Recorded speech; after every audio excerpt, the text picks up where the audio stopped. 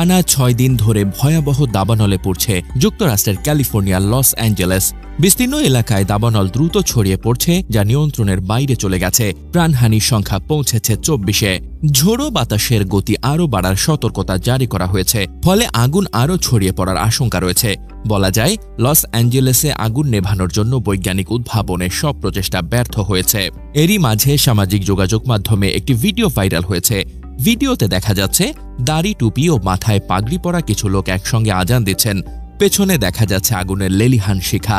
দাবি করা হচ্ছে এটি লস অ্যাঞ্জেলেসের দাবানলের সময় ধারণ করা ভিডিও, যেখানে ইসলামী সংগঠন দাওয়াতে ইসলামী আজান দিয়ে আগুন নেভানোর চেষ্টা করছে।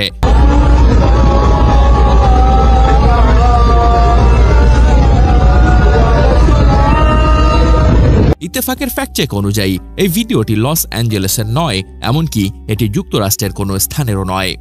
মূলত ভিডিওটি পাকিস্তানের করাচি শহরের। ২০২২ সালের ১ জুন করাচির একটি সুপারমার্কেটে ভয়াবহ আগুন লাগে। ২৪ ঘন্টার চেষ্টার পরও আগুন নিয়ন্ত্রণে আনা সম্ভব হয়নি।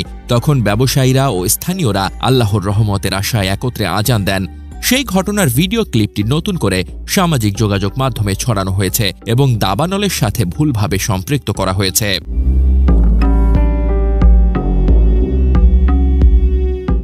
এদিক লস অ্যাঞ্জেলেসের ৪টি এলাকায় এখনো আগুন জ্বলছে। নতুন করে আরও ১,০০০ একর এলাকায় আগুন ছড়িয়ে পড়েছে। এ পর্যন্ত ১.৫ লাখের বেশি বাসিন্দা ঘরবাড়ি ছেড়ে নিরাপদে আশ্রয় নিয়েছেন। আরও ১ লাখেরও বেশি বাসিন্দাকে সরিয়ে নিতে সতর্কতা জারি করেছে স্থানীয় কর্তৃপক্ষ। মার্কিন প্রেসিডেন্ট জো বাইডেন লস অ্যাঞ্জেলেসকে যুদ্ধক্ষেত্র হিসেবে বর্ণনা করেছেন। এই দাবানল ছড়িয়ে পড়ার পেছনে বড় কারণ সান্তা আনা নামের ঝোড়ো বাতাস। বর্তমানে বাতাসের গতিবেগ কিছুটা কম থাকলেও আগামী বুধবার পর্যন্ত এটি বেড়ে ঘন্টায় ৬০ মাইল গতিতে পৌঁছাতে পারে। লস অ্যাঞ্জেলেসের ইতিহাসে এ ধরনের ভয়াবহ দাবানল আগে আর দেখা যায়নি।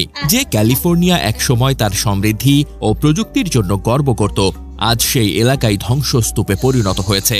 কোটিপতিরা যারা বিলাসবহুল জীবনের অহংকার করতেন, তারা আজ পথে বসেছেন। তাদের দাম্ভিকতা যেন মাটির সাথে মিশে গেছে।